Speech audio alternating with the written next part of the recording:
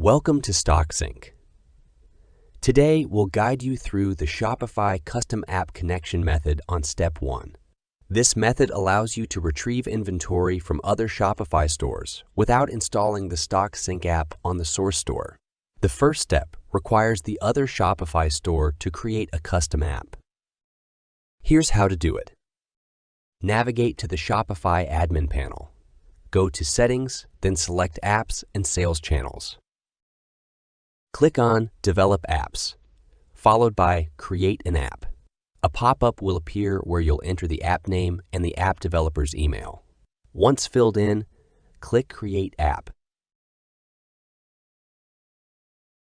You'll be directed to a new page. Here, select the API Credentials tab to reveal the API key and password. Next, click Configure Admin API Scopes to access the tokens. On the following page, locate Products and select the Read a Product scope. Don't forget to click Save and then Install App.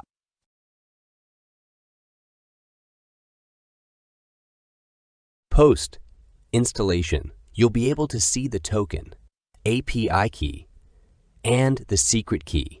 Remember, the Shopify API password will begin with its HPA TAs.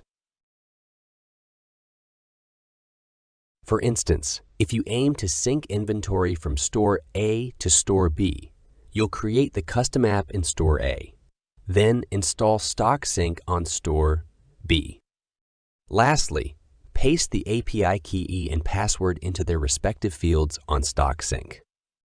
Don't forget to include the Shopify domain, like store a .myshopify.com from Store A. Once you have your link and sheet details in order, click on Test Connection to ensure everything is set up correctly. Once you've made all the necessary selections, simply click Next to continue.